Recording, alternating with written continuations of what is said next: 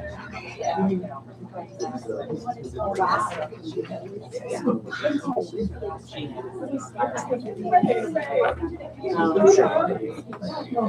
morning. We're going to get started. Welcome to Happy Friday, everybody, and I'm glad you could join us for this Friday. I'm Sarah White. I'm going to be doing a couple parts of today. We've got a couple excellent guests that are coming to speak about Act 35, which is a new law as of January 1st that affects all of us in the mental health field.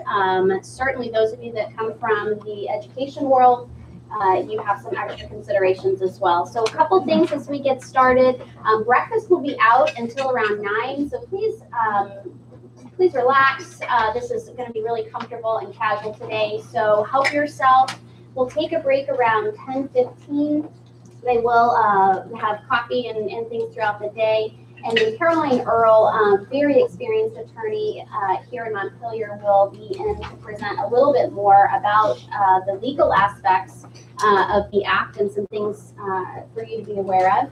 And then we'll break right at lunch at 12 o'clock. So we've got a great salad buffet and soup for lunch today that'll be a little spring-like. And we'll do that from 12 to 1. Feel free to leave if you need to, but lunch is going to be great. I hope you can join us. And then we'll start back up at 1 o'clock. At 1 o'clock, Robin Freeman, another attorney, will be coming to speak specifically to some concerns about informed consent and what that looks like and what that should look like for minors. So, and then I will finish out the day. We'll continue to talk about some ethics and things like that. So please feel free to jump in throughout the day. This is a learning experience for all of us. So if you have questions, feel free to interject comments. And we'll go from there. A few logistics things. Restrooms are right outside the door to the right. Amanda, Jack of all trades, is over there at the desk. If you need anything today, feel free to let her know. We're happy to make you comfortable. Any questions as we get started? All right. So I want you to take a minute and I want you to introduce yourself. I've heard you're kind of chatting already. It's funny when people first come in. It's like that classic, like, everybody's quiet. So you're starting to chat. I want you to be a little bit more formal as you introduce yourself. So certainly your name, your license and your area of practice, and then where you work. And really, I'd really like you to talk about why you're here today. So this room is not full of 100 people. So there is a reason that you came and some takeaways that you're hoping to take back to your place where you practice or where you work today. So take some time, introduce yourselves, and then we'll come back together for a group share.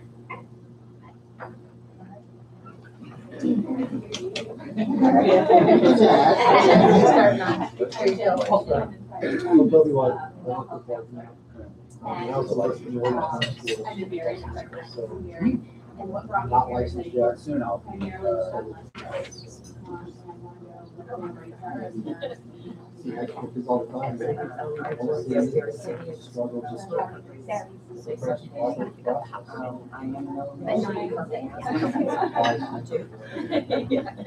done right.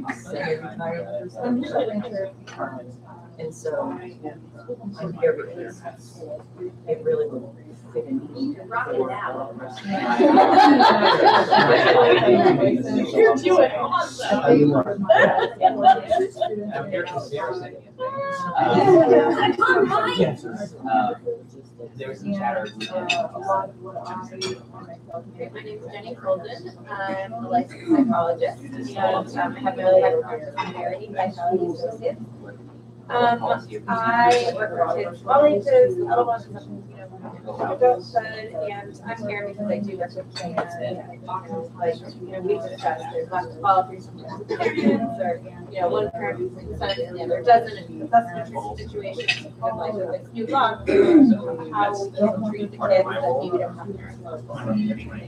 So there's big competition. That's their decision. I think about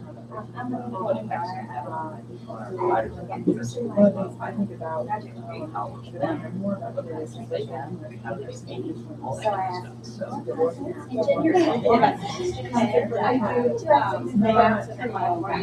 So you're on one side there. So that's how I do. You do, but you go on there as. I just first.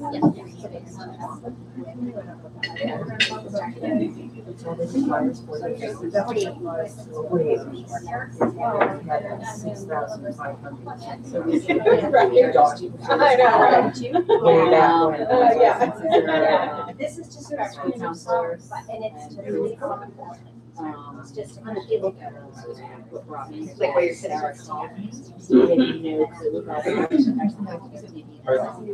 Yeah. Yeah. And when I started thinking about it, and then called Sarah, had a conversation. Advise how we can. Yeah, and do things and do things. So I'm here right now. My name is Andrew Roy. I'm a school counselor. My license is a professional school counselor. From an educator's license from the state of Vermont. I work at Essex High School. And I am here. Lisa had then forwarded an email to a group of school counseling directors that got passed down by my director, who was out at a different event today and wanted someone to come. Lisa's a friend of mine, so I said, "Yeah, sure, give it a shot." Yeah. Give me some good food. Right, Is there food? We're gonna feed me. I've been here before. It's not my first time at the Capitol Plaza, so that helped. My brother is actually an assistant principal near here, so maybe I'll ride in with my brother. It didn't work out today, anyway. So all those things, and of course, minors' rights access counseling is my life, so that seems to be particularly relevant. All right, I'm Elizabeth Daniel. I work at Life Maps. I am working towards licensure. And I work with a variety of ages, including working at Williams National School. Quite a few of the teenagers there. And then also I see them, regular office practice as well. And I think that there is often a real struggle between parents wanting to keep family secrets. Kids want to keep family secrets, and this really has some potential to do good for students who really need help.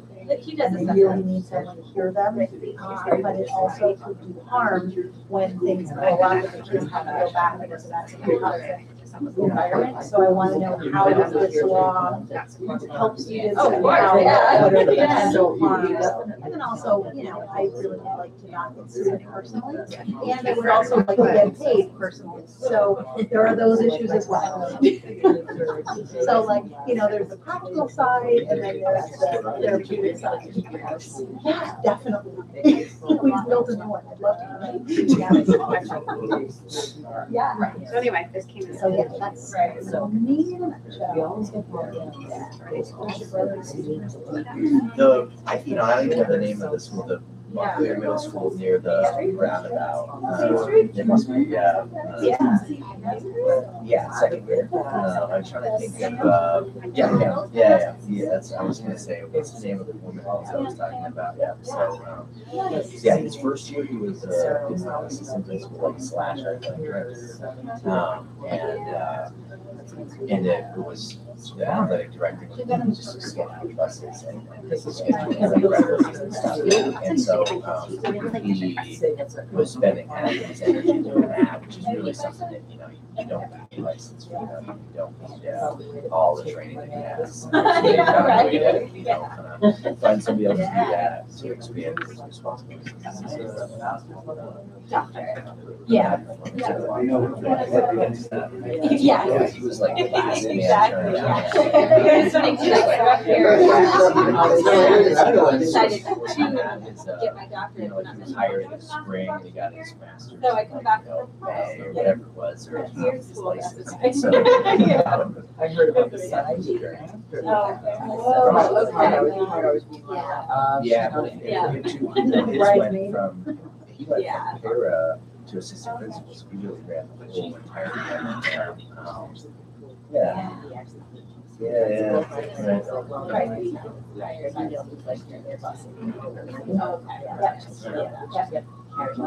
Yeah. It was Era, and then social, like a lot of, few like long-term sub gigs as a social studies teacher, and then social studies teacher, and then like kind of, like back up to the principal at a small school in Berkshire, and then Yeah. And I was working. I was working with Chelsea. Yeah. When I moved here. Is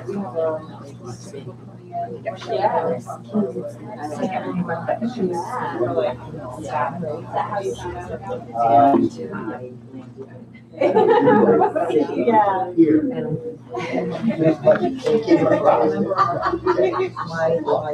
She's actually.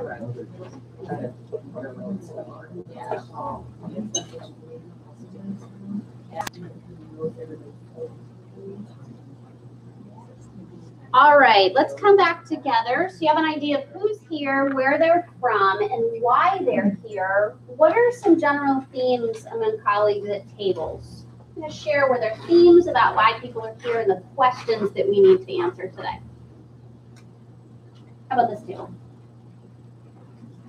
This one? I think a theme of just people, not having a ton of familiarity with the law or with the act, and having an interest in being, both ethical and up-to-date practices, and then also protection against, either lawsuits or just kind of breaches of conduct and kind of more like professional practice management stuff.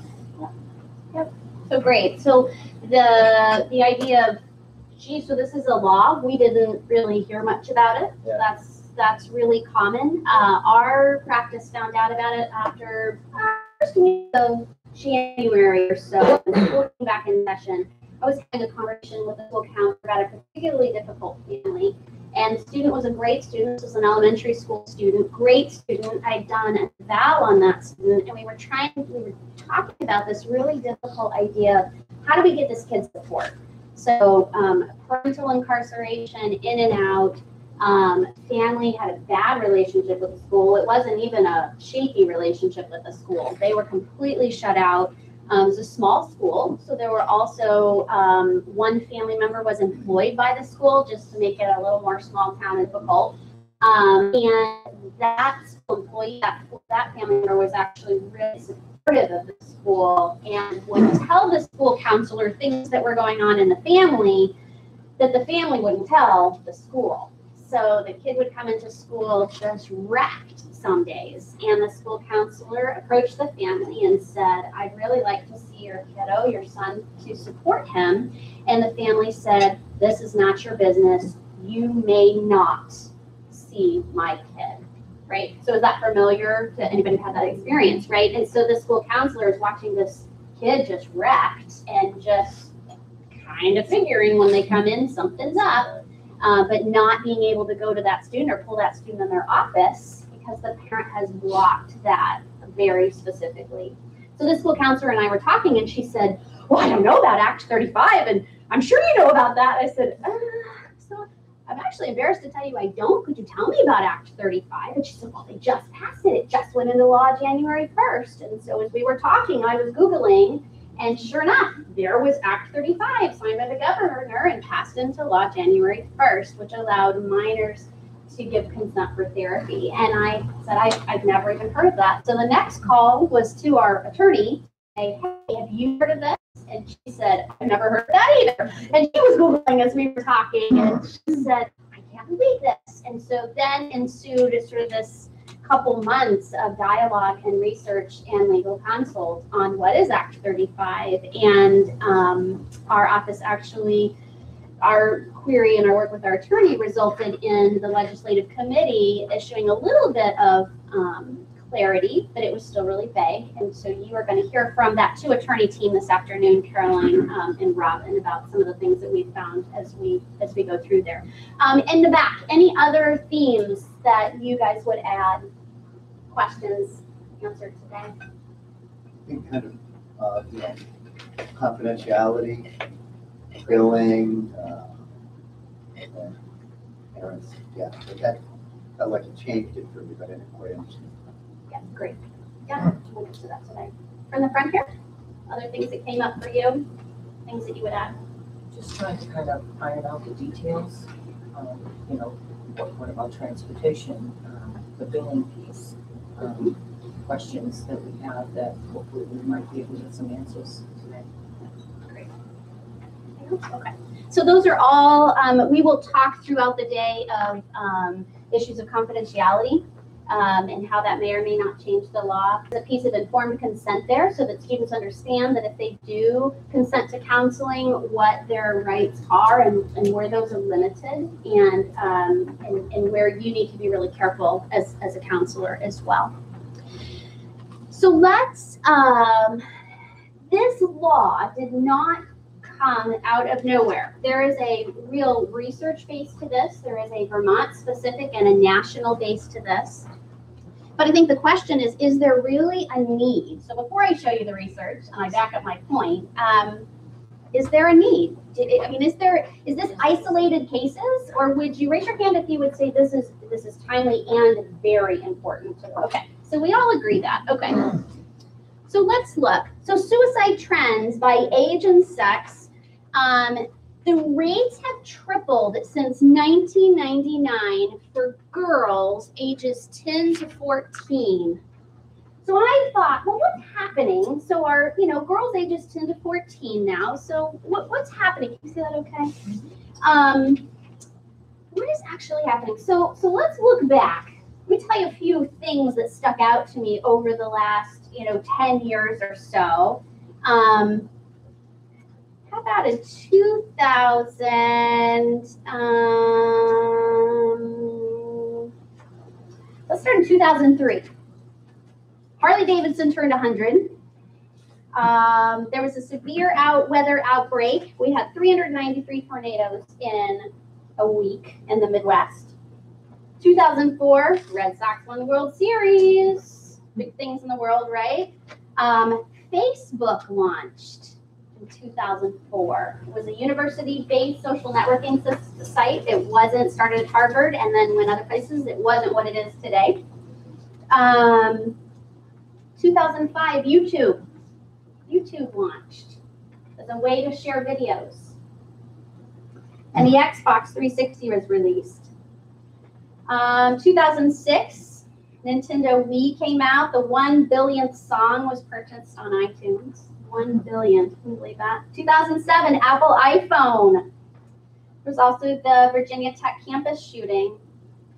2008, MacBook Air. 2009, Barack Obama became our 44th president. Mobile technology was really starting to emerge as less of as more of a way of people doing business connecting. 2010, we had the first iPad. Android phones started to outsell Apple. 2011, more technology we see.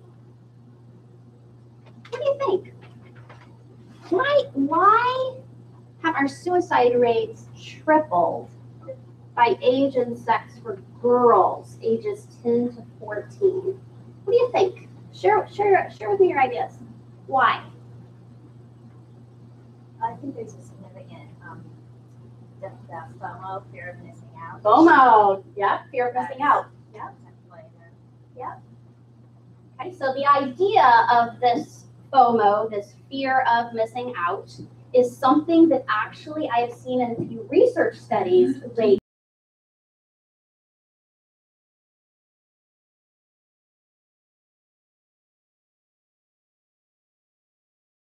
And the study that I saw actually extrapolated that even further and talked about how that actually triggers fears of abandonment and isolation in more of our primitive brain. And I thought, wow, really? So here we have 10 to 14-year-olds that that suicide rates are tripling. So I think that fear of missing out is certainly a factor of that social. What else? What other ideas come up as we talk about that?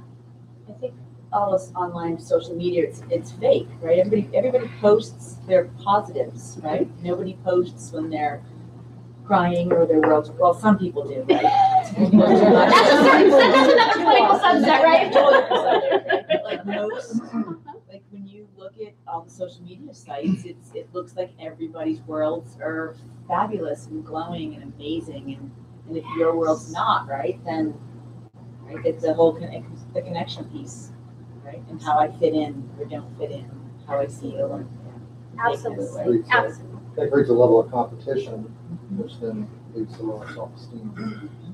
Right, absolutely. So great point. And even as adults, right? Sometimes we have to step away. We have to sort of put our mindset on of, right, everybody doesn't have fabulous vacations 7 times a year. Everybody, right? We have to normalize that and remember that this is that surface level sharing. The way I talk with clients about it is, I'll say it's kind of like a Hannaford's when someone says, "How you doing?" and you go, "Great," whether you are not great or not, because socially that's the level of interaction, and that's the level of interaction on Facebook, kind of, in social media. But then people also post things that are much deeper, pictures of their babies and other stuff. So it creates this sometimes unhealthy level of comparison and competition, and then this perception that my life really isn't that great. What else? I think you can isolate. Yeah, talk about that. Well, there's a couple of things I've noticed with kids. It's like is that they're not out and interacting. Nobody's actually laying eyes on them. Okay, there's no oxytocin being passed back and forth or anything like that. It's all this online stuff, and what you can find, the dark worlds you can see online to feed that rumination. There's nobody challenging it. That's great. That early adolescent life starts to develop in a very isolated context. But then again, with that perception of being connected, it's not connected in the ways that are real and true. And then that supervision of like, hey, you're looking a little blue, are you okay? Because we've got this in front of us. So also great point. I'm hearing a lot more kids just say, well, I don't like people. I don't like people. I don't want to be around people. I don't like people. And so then they are isolating themselves even more, even though they're connected, but they're not connected, which, speaks to that. Yeah, so that idea of delayed Right. social development because there's not the face-to-face connection. Because we can, those folks that are naturally more introverted anyway can hide behind a screen and Ryan, back there, something like I didn't, but I can. Thanks, Sarah. no problem. Yeah, I don't think it's anything terribly, new, but it's just, it doesn't end for kids.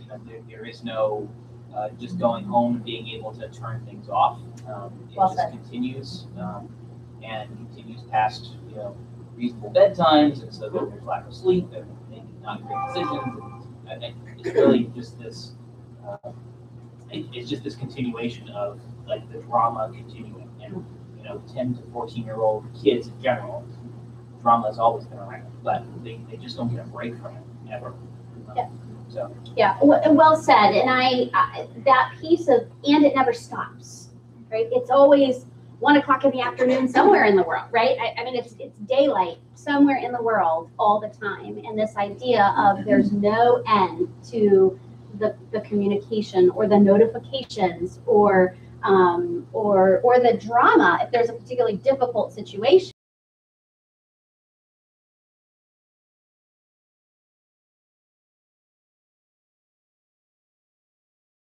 The younger side is that their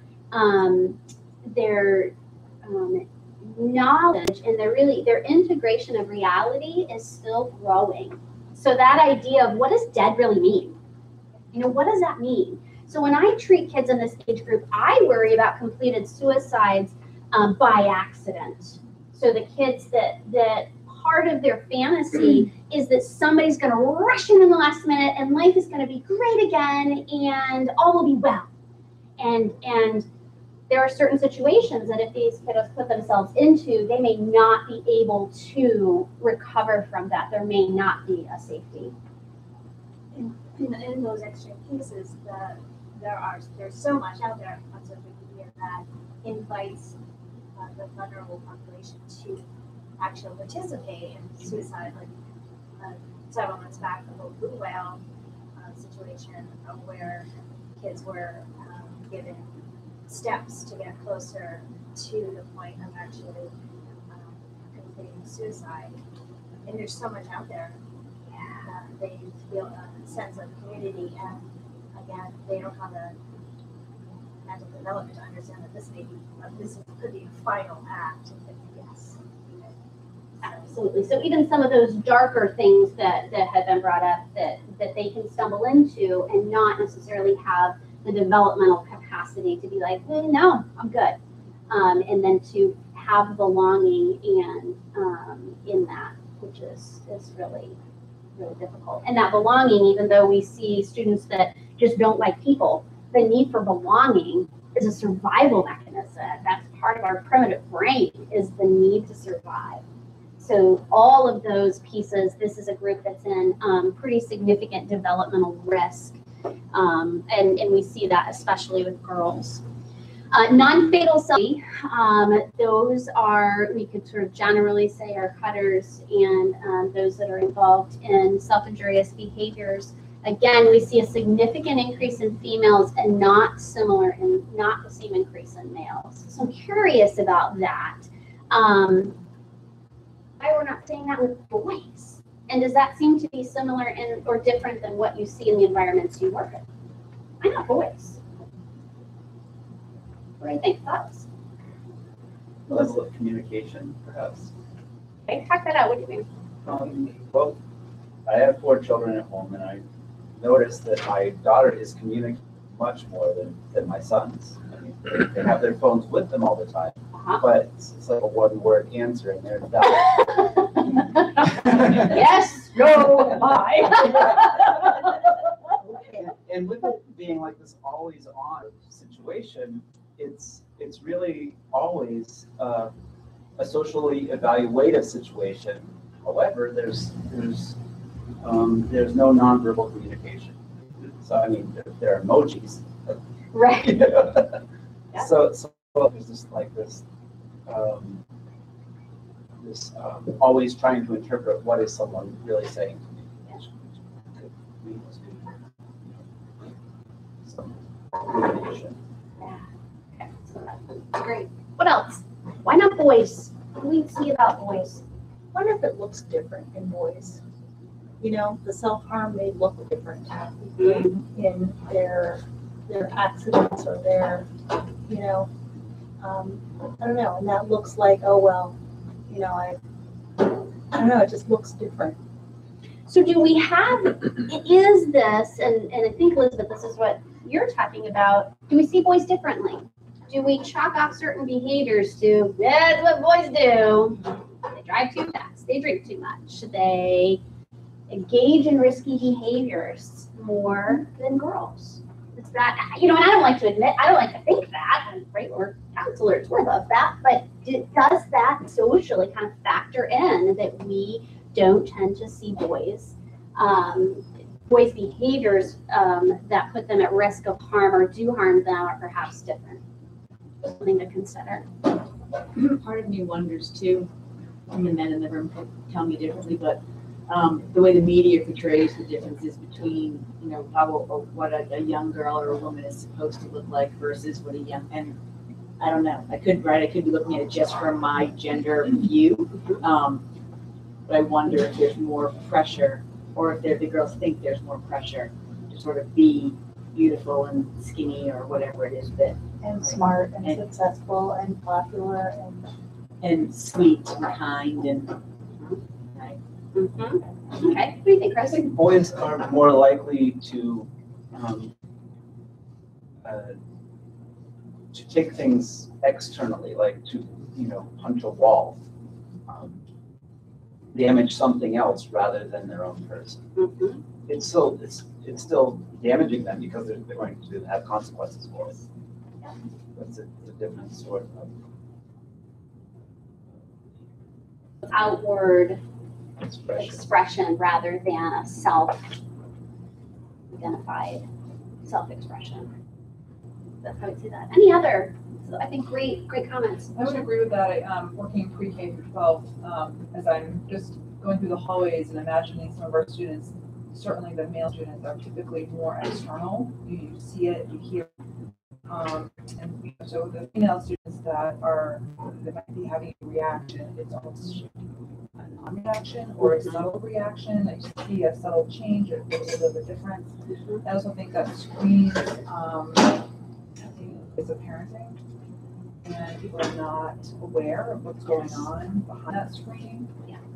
I think we just had screenagers film shown at our school this past week, and pretty alarming when you think about how much adults don't know about what's happening. Absolutely. All great, very great points. And I can't tell you how many times I'll sit with a parent of an 8 or 10-year-old, and my first question is always talking about screens. Well, they have a phone. Where does the phone live at bedtime? Oh, in their room.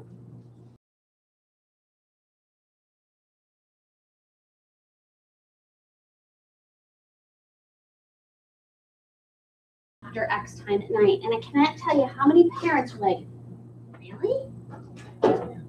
Like parents, like reasonable parents that are just like, oh, they're going to be really mad. That is almost always the next thing that they say, right? They're going to be really mad. I'm like, yeah, probably. And I know you can handle that.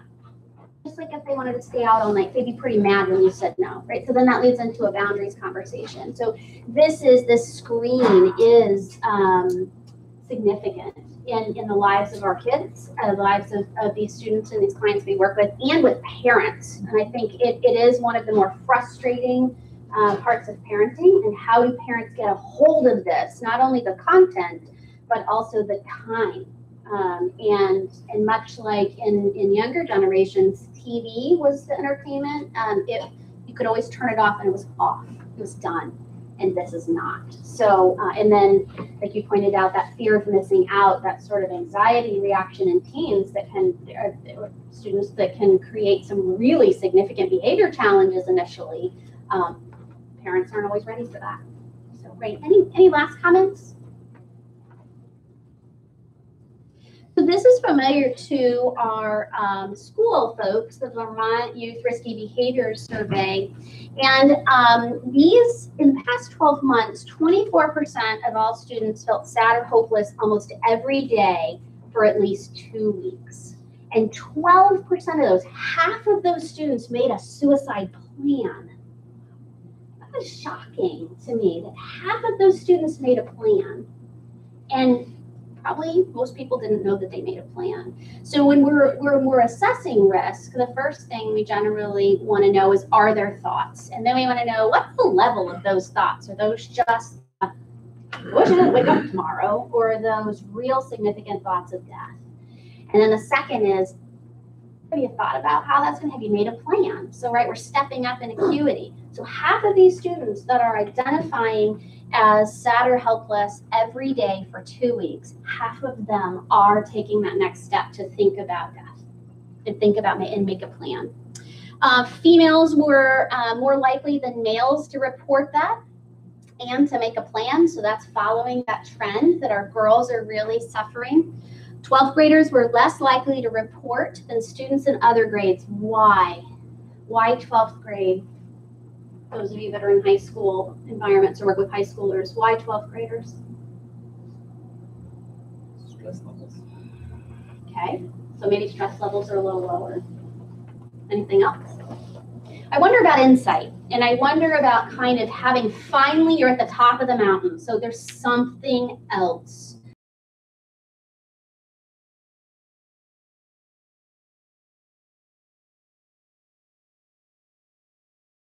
I'm going to be out.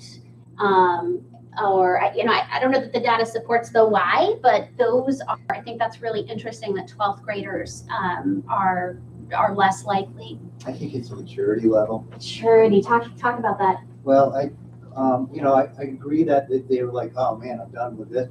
But then they're facing other stressors. Yes. The fear of leaving the nest. And like actually that's the group that of seniors that I work most with anxiety and Anxiety. also risk is that like they're too afraid. But there's just like when you're talking with a senior, they see the world differently. Okay.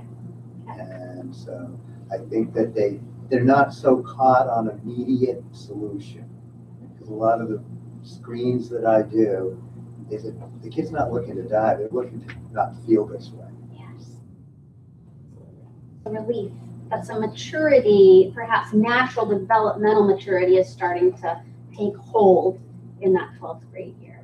Yeah. And I think along with that, you kind of play off of that some, is that there does seem to be, at least in my experience, in the later years of high school, for some students, just this, they kind of adopt this attitude that they're kind of done with the drama. And so there's a piece of that maturity that, you know, early on in the high school years, again, from what I've seen, they're really wrapped up in it, and they come to a certain precipice or whatever that they're like, okay, I'm done. Like, I realize that this is ridiculous and it's fake and it's just keeping me in stress all the time, and they make their own sort of choice at some point to be done either with different social groups where they turn people off, or where they're just done with certain parts of social media, and whether that's because they see, you know, a light in the tunnel and they're going somewhere different or whatever. But I do see that there are a number of students that they make some choices along the way early in their high school years, and then they just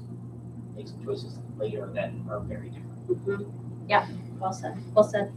I mean, I think it's possible that, you know, given how the size of our state is not a tremendous difference, is that just by 12th grade, some of these students may have dropped out. Okay. And you probably see an opposite, I'm going to guess, an opposite, you know, curve for substance use. And so some of those same students just might be, you know, using substances to cover up those feelings and those thoughts in the later years, greater access to alcohol and drugs. Okay. So good. So all good points. Another thing I think for us to consider is some of the new flexible pathways that are available at that senior level, especially. So some students aren't even on campus. Now, for those of you that are the students that really need that next challenge are on a college campus in a whole new world. Students that just need that English credit, they might not be on campus very often. So that could create some positives. It also could create perhaps some data that you pointed out that maybe isn't quite captured. So looking at that 12th grade year cautiously and saying the data seems to suggest that we have some differences in 12th grade. And we should look at that cautiously. Following a decrease in the number of students who reported making a suicide plan, students making a plan had increased. So we had a little decrease from 95 to 2005, and then we had a significant increase in 2005 and 2003, so in that span of time. Thoughts?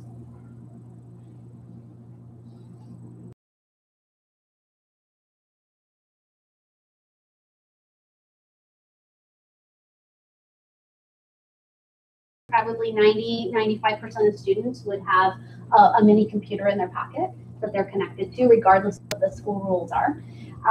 Right? How many? Oftentimes, I'll see that and be like, "Hey, you need to put that away," or I can put it on my desk until we're done with session. So even in a 50-minute hour with a therapist, we're still seeing that out. So clearly we have a need. Treatment utilization among depressed youth. So we have 3 different measurements from the Mental Health and Substance Abuse Administration. So the first one is if they saw or talked to a medical doctor or other professional only. So we're seeing PHQ-9 depression and inventories given at all pediatric appointments. So they are really having those discussions at wellness visits. Most primary care docs are also administering something similar, so that they are, and they're very straight out, have you considered suicide? And those are considered flagging questions. And so then that creates another opportunity for a discussion. The middle one used prescription medication only. And then the third one saw or talked to a medical doctor or other professional and used prescription medication. So you can see that we've got, other professional is not really qualified in the research of what that actually is. This is a study that comes out of the medical profession, so chances are that's doctor or nurse practitioner. My inclination is that is not therapist. So we've got the medical profession seeing folks, and then what happens? They go, oh, would you like to see a counselor? And the student or family goes, nah, I'm good. Or they say, sure, and they hand them a list. And then starts the calls to everybody on the list. And who's going to call you back? So that it is a real significant barrier to families. Prescription medication. I had a discussion recently with a pediatrician who said 65% of his non-routine medical appointments are behavioral and mental health related. And that pediatrician said to me, we are not prepared for this. We can treat strep throat and ear infections and lots of other things. We are scrambling to figure out what to do about this. Our main psychiatry practice here in Central Vermont, Family Psychiatry Associates, has a 3 to 4 month waiting list for a new client appointment. Burlington's practice, the University of Vermont Medical Center, has a year waiting list. So primary care is doing the best they can to prescribe and say, this is what I got. So it's a real, really struggling in this area. Any comments on this? Any thoughts as you see this data? I often wonder though, right? I think we're living in a place where people, like, even a slight bit of discomfort is difficult, right?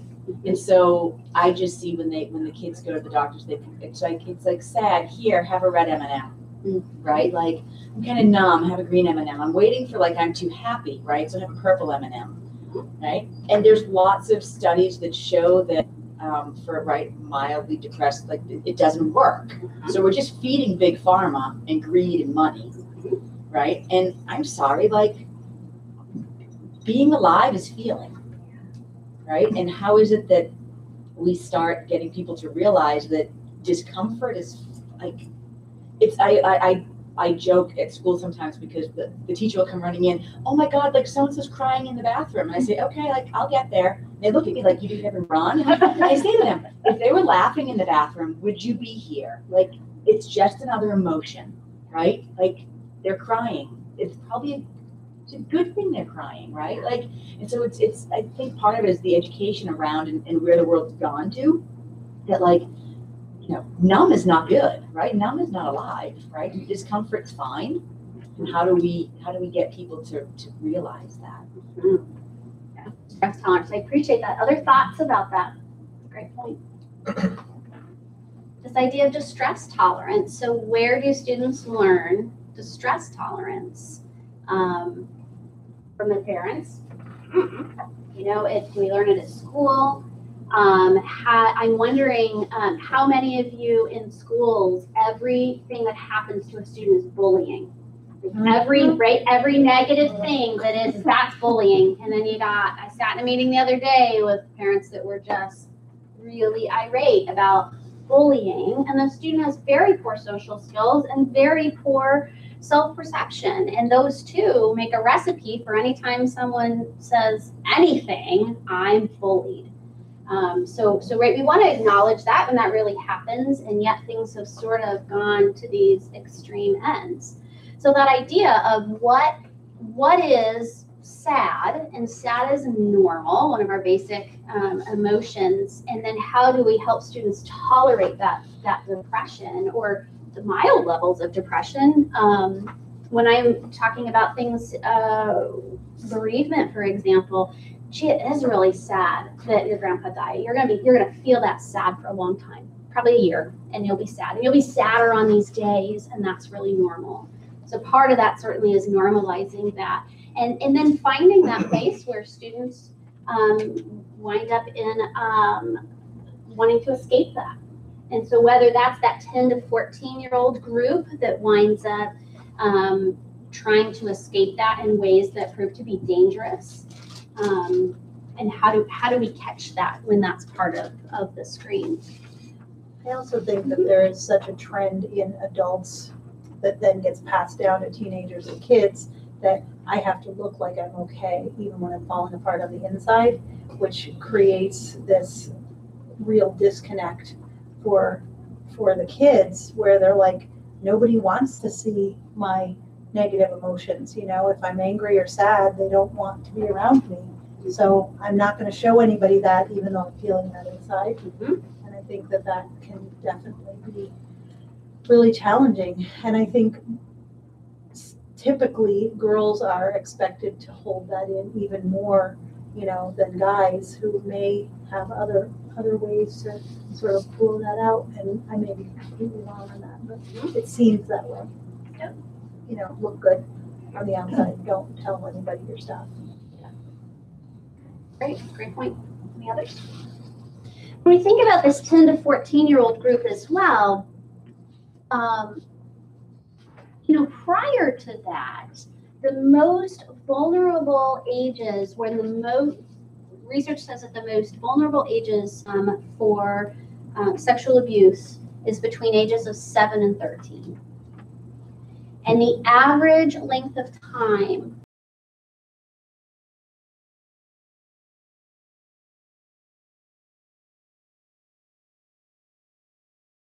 is 5 years. So if we have someone who's harmed at 7 or 8, developmentally, we have the onset of puberty, adolescence, social networks become more complex, and 5 years later, we just can't contain these details anymore. So then that abuse may be shared in the context of, you know, or I just can't keep this any longer. I have to really talk about this. 20% of abuse victims are abused before age 8. So that would support that 10 to 13-year-old being a real time of not only developmental growth, but also finally being able to put what happened to them in words and having safe and trusting relationships to talk about that. But also 35% of abusers use threats of violence to silence their victims. So by the time you're 12, 13, 14 years old, you're finally big enough in your body to feel a little bit more powerful and to be able to talk about some of those things as well. So this is also a group that can be at risk of being able to finally talk about some yucky things that have happened to them and needing those people to help them. All right. So let's talk about Act 35. So Act 35 was originally created just for LGBTQ youth. The data supports that we have a very large, disturbingly large, homeless LGBTQ youth population that is homeless in the Burlington area. And it is a clinical hot potato. They're ostracized from family by choice or behavior. They have no guardian. They have nobody to sign consent for. And they are also at incredible risk of completed suicide. So where do they get support? They really can't unless they're in school and they can access that through the guidance department. But even that often the needs that these students have are clinically very intense. So they really need significant mental health support, and there really just isn't. So a committee was formed and did some study, and I'm going to purposely not talk a lot about that because Caroline has some great information to share with us in about an hour. And this was passed 125 to 12. So it really had overwhelming support. There were some concerns about parental involvement and the rights of families to be involved in counseling. And those 12 opposers felt like this law had the capacity to really ostracize parents, manipulate those relationships, and create a significant wedge between parents and providers. And they were very concerned about having a law that addressed this. I want to show you, I may need a little help here, Amanda, but I think I can do it. I want to show you what we started with. Is it already up on your Safari? Oh no. Oh, so good, yeah. There you go. Was this okay? So here's our bill is introduced. I'm going to come down here because there are some keys here as it started that I want you to be aware of. So on line 13, you see that it clearly says health, mental health, treatment of minors, and consent. So those were purposeful pieces of this legislation that were going to be addressed. This bill proposes to allow minors to consent to mental health treatment for any condition related to the minor's sexual orientation or gender identity. So this is how it started. And the, let me go down here. So you notice it even started, so the strikeout is common as the language changes in the government to create, much like if we're documenting and we do a one-line strikeout so you can see what was originally there, that's also integrity and the footprints, if you will, of how things started. Notice conversion therapy in there. I was like, what? Does anybody even do that anymore? Why would that be there? Someone put that on their a public document. But right, so that's where it started. So now we've gone to mental health treatment for minors. Still, so again, related to sexual orientation. So on line 9, a minor may give his or her consent to receive outpatient treatment from a mental health professional as defined for any underlying condition related to sexual orientation or gender identity. Consent shall not be subject to disaffirmance due to minority of the person consenting. So just because they're underage doesn't mean that they can't receive counseling. The consent of parent or legal guardian shall not be necessary to authorize care consenting to a minor's sexual orientation or gender identity. By the way, these are all online, they're in your slides. So if you take this back to your department or your practice, you can see this as well. And then they, effective date July 1st. So let me, come on.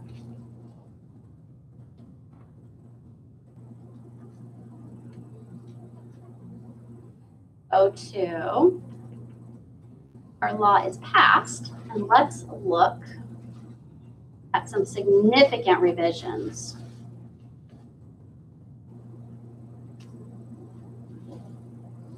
Okay, so this is the bill that passed the House and the Senate. So notice the statement of as it was introduced is the same. So now look at the strikeouts. We now have the language taken out for sexual orientation and gender identity. We now have this whole piece stricken. Again, they decided conversion therapy was a bad idea. Great. Okay, the codes. Okay, so now we have legally authorized outpatient treatment from a mental health professional. The same thing about consent, and a parent or guardian is not required. Outpatient treatment means psychotherapy and other counseling that are supportive but not prescription drugs. And then we actually see someone said, by the way, we don't do conversion therapy, and they prohibited that just so there was no mistakes on that one. And we have a January 1st, 2018 effective date here. So what happened in committee is they said, why is this just okay for LGBTQ youth? Why would we want any young person to be able to give consent for treatment? That makes sense. And then as it went through committee, there was general agreement that it made sense that if we were going to support minors in therapy, that we should support all minors in therapy. And so the committees and our legislature agreed. So our bill is enacted into law. Looks like this.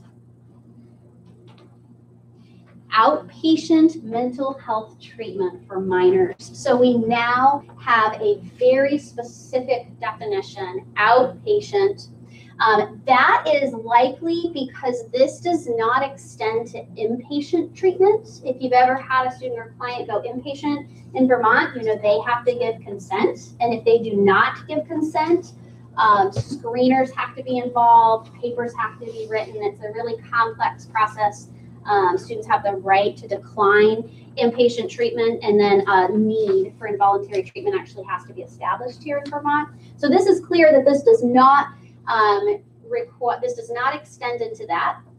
A minor may give consent to receive, again, the treatment from a mental health professional. The consent of a parent is not needed, and we have outpatient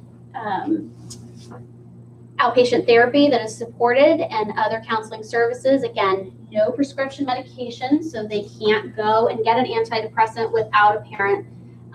They have prohibited conversion therapy, which is important. The governor signed it May 17th, 2017, and January 1st, this law went into effect.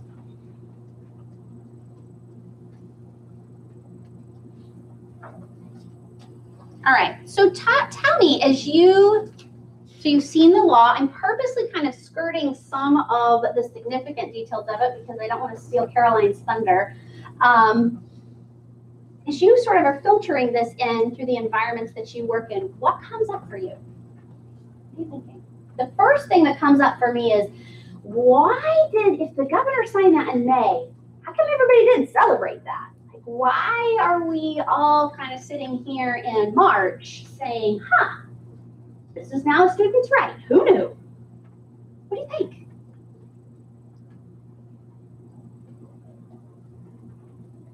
Any ideas? To avoid controversy? Maybe. I'm not sure. This bill was actually brought to a legislator, the idea of it, by a school counselor.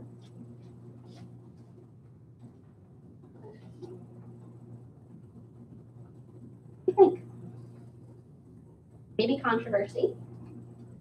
Certainly the intent is to allow students equal access. It's something for us to consider as we continue on why this kind of died. I'm going to let Robin talk a little bit about the Vermont School Boards Association this afternoon. Those of you in leadership know that they model and present policy templates and model templates for schools to adopt and use, and they got nothing on this.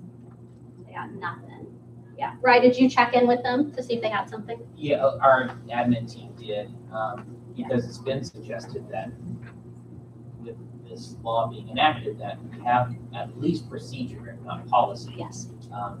For our own protections. Because the question that this brings up for me and my role is we're a public school system, and we invite therapists to come in and meet with students, but that's all authorized and consented to by parents. And so if as a public school we start allowing students to self-refer, which we feel is progressive and the right move, but Yes. but there's a lot of politics there too, and potential negative feelings from parents. So it'd be nice to have some kind of state level policy or procedure that's already put in place. That would be just across the board. But it's pretty quiet on the Western Front right now. That's what we hear as well. Any other thoughts? Sandra? I was wondering if they just hadn't ironed out a lot of details and that's why it's so still hushed. Because the first thing that entered my mind is the kind of families that students are going to want to have the therapy that the parents are, barriers to, is because there's stuff going on in the home. And so to me, the first thing, because I am an LMHC as well, so I'm thinking on both sides, and I can see that, I may have to report something now. And I stopped my thoughts there because I didn't want to go any further. Mm-hmm. And, I was glad to be able to come to this, to look at all of that, because the logistics are the safety of the school counselor, the safety of the, clinician, with something like this. you know, because you're taking some control out of parents' hands who are working really hard to have that control. Absolutely, yes. I was very struck by your introduction about like, you know, and so the second week of January, you're like, yeah, this is great, and how hard you've had to work to try to figure out how to implement this. Yes. That it wasn't like, okay, let's do this, and the resources that have been devoted to trying to understand how to safely implement that. I've had that experience as well, and it's just like, Yeah, absolutely. And you know, the process that we went through was very much we were excited. We were excited. And for me personally, I was working with the school counselors, like shared in my story, that had a very difficult situation. And this was a bright kid that you could bring in, teach some coping skills. I don't even need to dig into the trauma. I just want this kid to know how to tolerate distress and how to be safe, and simple stuff that the parents said, not my kid. And into that paralyzing piece of just kind of, well, I guess this is all we can do. There's not enough data to really do anything else. And knowing so much collateral information, because in this particular situation, a family member was a school employee. And we can't act on that, really. Occasionally there was a report that had to be made. That wasn't my role, but it was the school counselor's role, which then further alienated the school counselor, and the kid didn't get any support. So that situation we were working actively in, and expecting Caroline to be able to say, well, Sarah, this is what this is, for her to have to dig, which is a lot of experience in mental health law, a lot of experience with the Department of Mental Health. And then she said, hey, let me call so-and-so at the Department of Mental Health. They haven't heard of it. And then this really interesting political not-it that went on between Department of Mental Health, our attorney, a few other agencies, and then it eventually landed back to the committee. And their feedback was, and some of their feedback was nice. Some of the questions, and I'll tell you a few of our questions as a practice, but we're gonna work in groups to kind of ethically look at some of these later, were what happens when the parent says, no, you won't? What happens when mom says yes and dad says no and they share 50% custody? What happens if we're concerned about safety?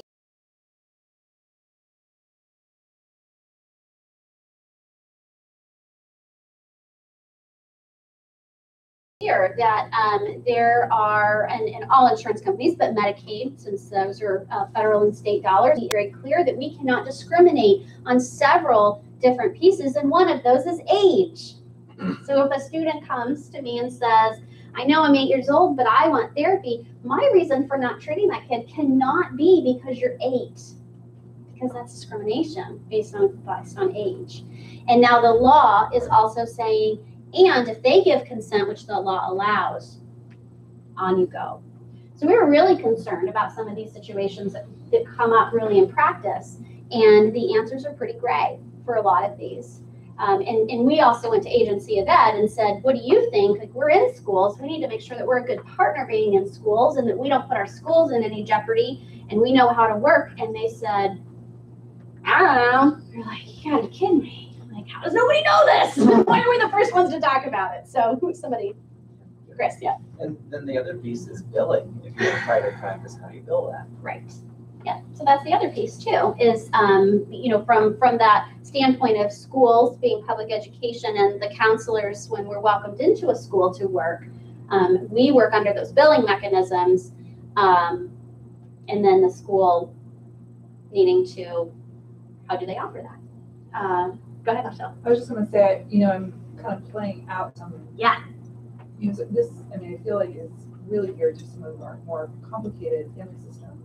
And Yes. so when we think about, you know, parents who are adamant against clinical support for their child, even though it might be recommended and beneficial, and then their child pursues it on their own, you know, I could play it out and say, well, maybe that parent's gonna pull their insurance and the child's not covered. Maybe that parent's gonna pull them out of school and homeschool them. And does that create more problematic scenarios for that particular student or family? I don't know, I can see those kinds of things coming up on the road, and how do we, as a community, address that to ensure safety for everybody?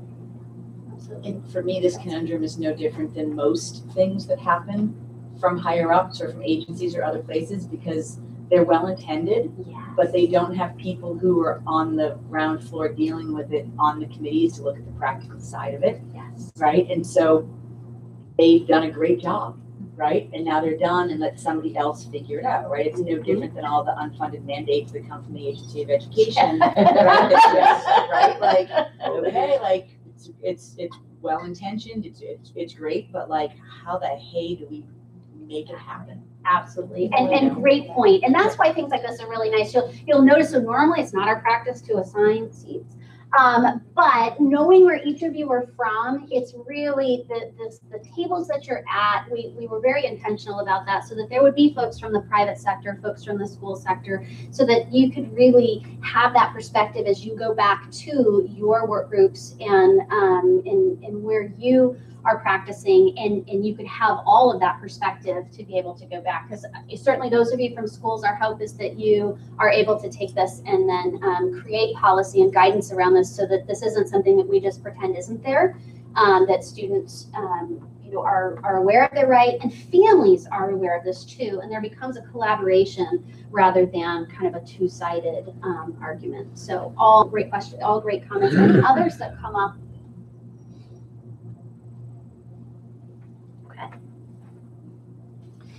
So I want to take a minute. Part of this,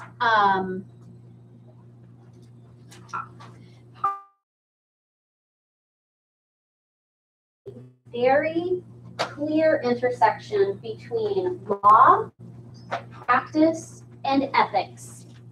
And I believe that each of you here, I believe that we have pulled applicable ethics codes for each of your professions here. We have the ethics code from the American Psychological Association. We have the ethics code for the National Association of School Psychologists. We have the NASW for the social workers in the room. We have the American School Counselor Association for those of you from the education world. And these, we're gonna work in teams. So you have one copy of each of the 5 ethics codes on your table. So you'll work, in a minute, we're gonna break out and do a little bit of work with that, with those ethics codes. But I want to talk about ethics, because this is a very important part. Whether you're developing policy or just on the ground practice, this is really an important part for you.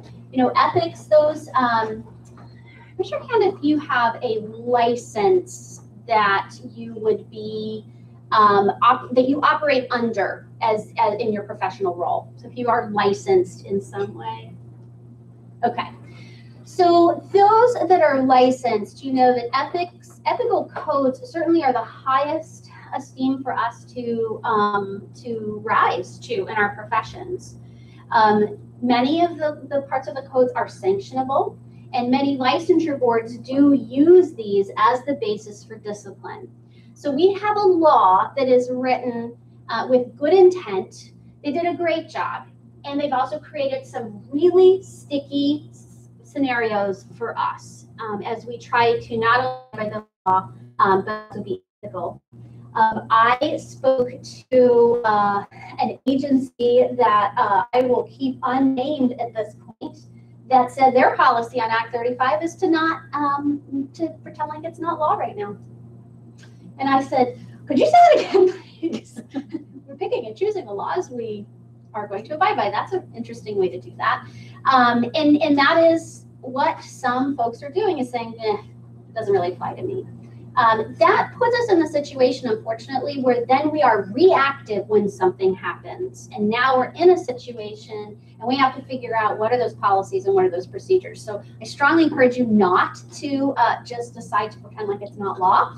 And I think ethically, the really difficult part is that now that we are aware of this, and this is law in Vermont, students do need to know that this is their right to access services. we'll kind of talk a little bit more about that throughout the day. So I'm going to do a few reviews, and then we're going to do a breakout work group in your tables. But I want to talk a little bit about, oh, I guess I put that first. I'm going to come back to that actually. So I want to do an ethics code review, and then we'll go back to the table, and that will take us up to break. So ethics codes are the guidelines for how a professional should approach problems. Rye and Lisa, I wonder if you could speak to, in your groups, so your counseling and guidance groups, would the American Association of School Counselors ethics be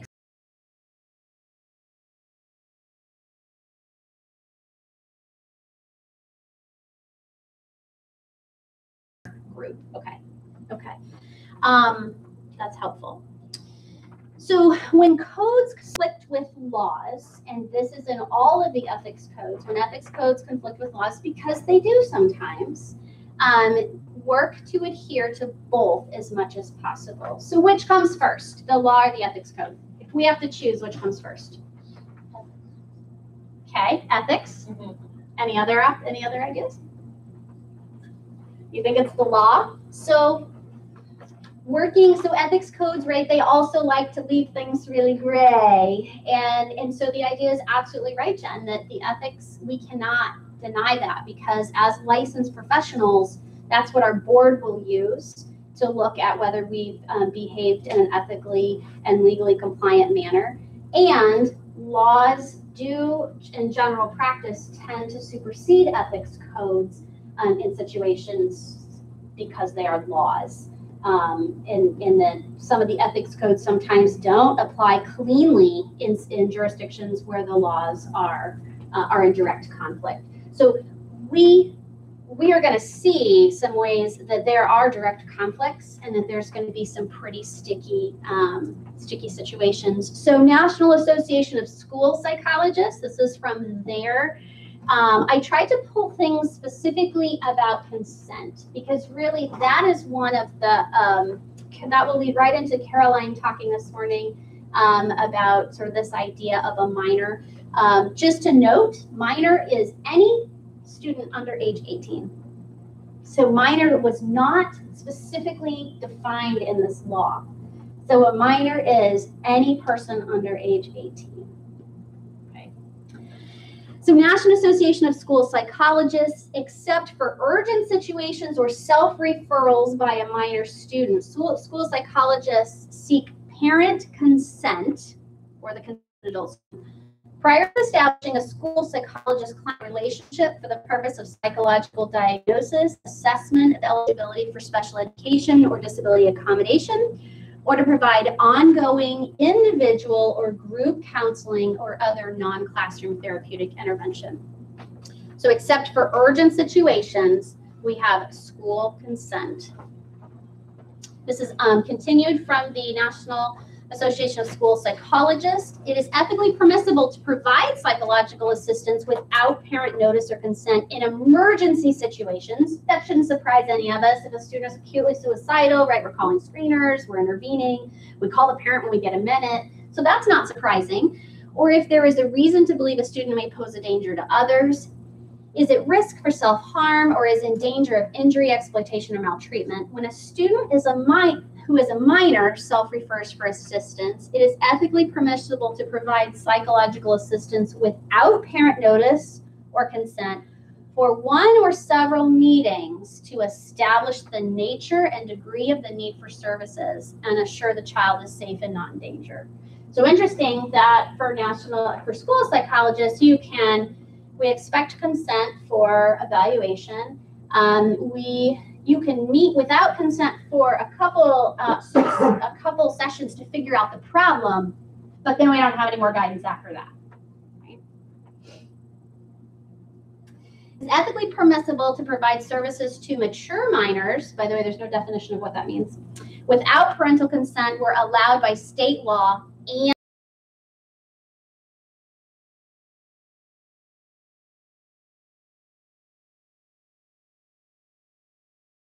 school district policy. So without the school district policy, we have a hole in here. However, if the student is not old enough to receive school psychological assistance independent of parent consent, the school psychologist obtains parent consent to the student beyond the preliminary meetings or refers the student to alternative sources of assistance that do not require parent notice or consent. Which leaves me thinking, what? Like, what would not require, what other? So from school to the private sector, if parents won't give consent. So then again, now we have an identified need for service. The student's depressed, they have suicidal thoughts, maybe they're just really struggling socially. Well, let's assume there's nothing acute that fits that emergency. And the school psychologist or staff member says, we've got a real need here. And the parent says, no, not my kid. Okay, so we have ethics and law directly conflicting here. The American School Counselors Ethics Code, school counselors are knowledgeable of laws, regulations, and policies affecting students and families and strive to protect and inform students and families regarding their rights. So certainly the suggestion here that students should be and families should know about a change in law. Here we're talking about responsibilities. School counselors recognize that providing services to minors in a school setting requires school counselors to collaborate with parents as appropriate, respect the rights and responsibilities of parents, and establish a collaborative relationship, adhere to laws, local guidelines, and ethical practices, inform parents of the mission of the school counseling program. Clients have the freedom to choose whether to enter into or remain in a counseling relationship and need adequate information about the counseling process and the counselor. So we've moved to the American Counseling Association.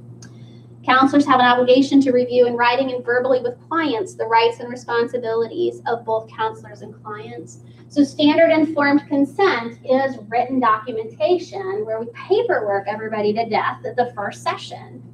And now we're going to see, and Robin will talk to us a little bit about informed consent this afternoon, of the responsibility to rewrite some of these informed consents to be applicable to students at different ages. So I know the informed consent I use in my office would not be appropriate for an 8-year-old. It's too wordy, it is way too much.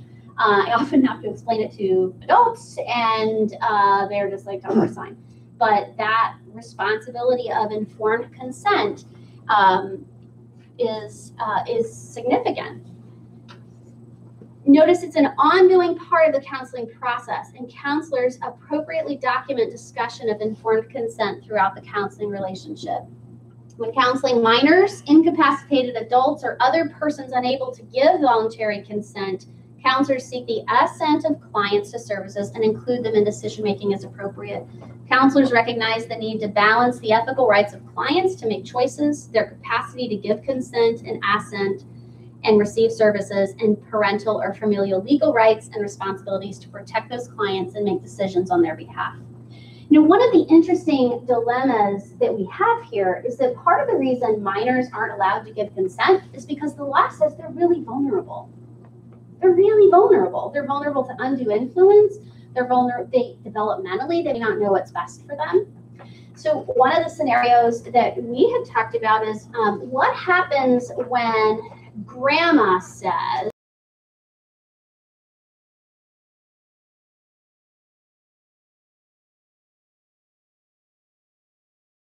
I am really supportive of him having counseling, right, John? And John's 6.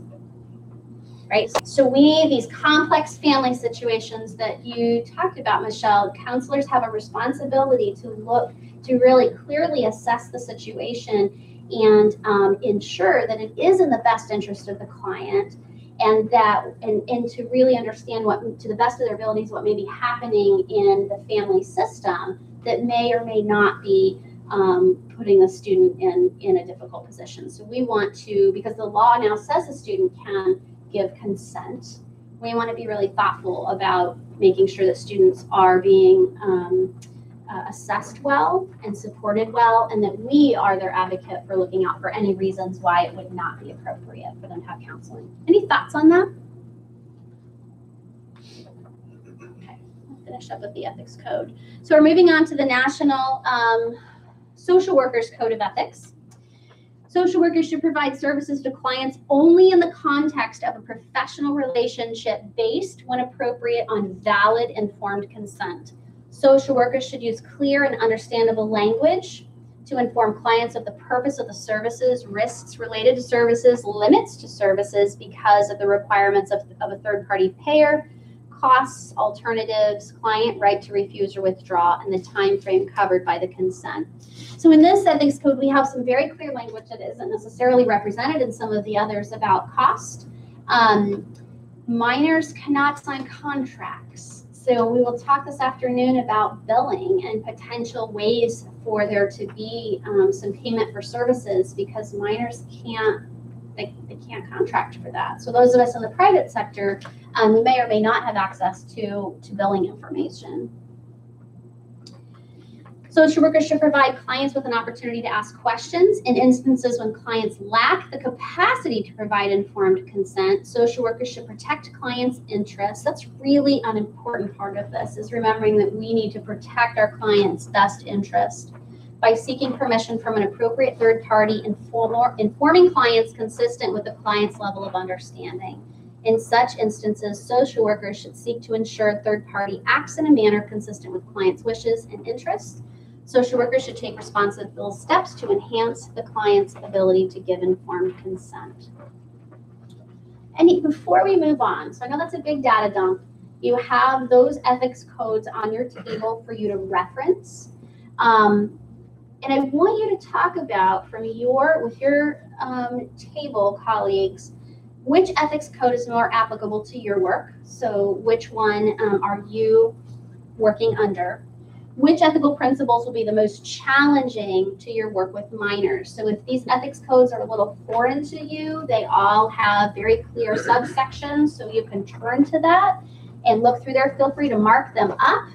They are certainly yours to work with today. And what are the most concerning questions and why? So really turn to your table mates, engage in some rich discussion about this. We've had some great possible scenarios and concerns come up, which I appreciate. Feel free to integrate those into your discussion. We'll report out, and then we'll take a break and be ready for Caroline. All right, who wants one? I've got mine. You've got yours on there. Do you want a paper? I'll take the paper for the. This one? That one? Okay. This one's mine. Probably for school counselors, right? We're part of the education. But Right? Sounds good. I know, right? Well, this is ACA.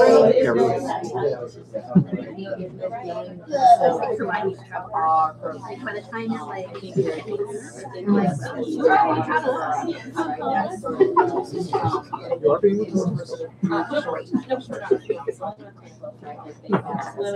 Yeah. We luckily in my school, right, there are 4 full-time plus myself.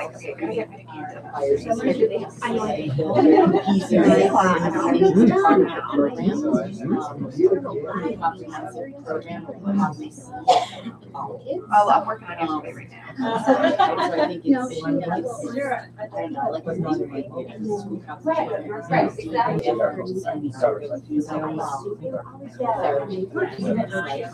Where it gets tricky is when. Yeah. So it's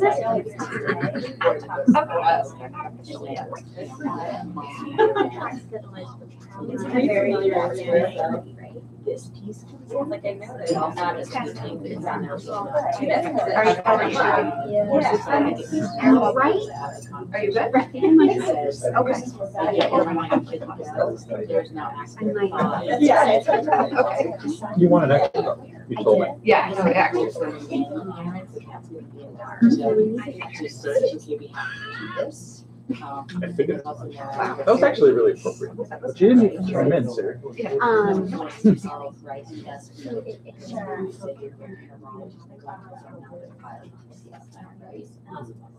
That's sort of. But for some parents, that's scary. Like, here's my child. For me, it's tricky. In my private practice office. Oh, yeah. Where I would never say people come to nail that conversation, that's fine,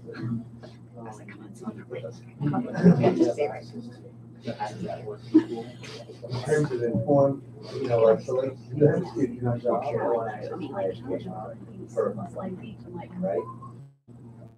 Right.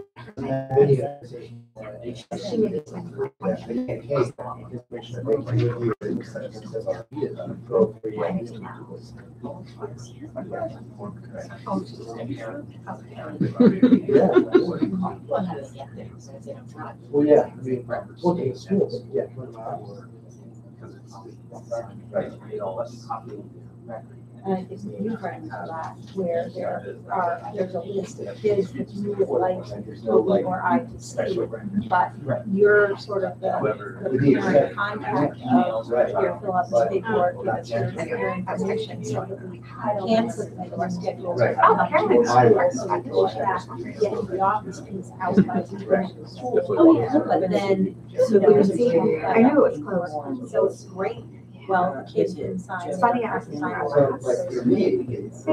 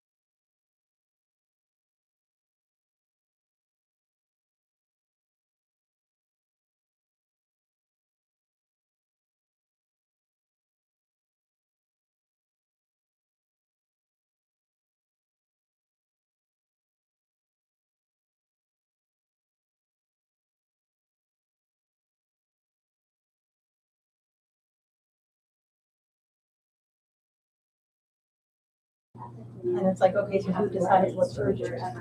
You know? And parental and your legal rights. And I hate to say that.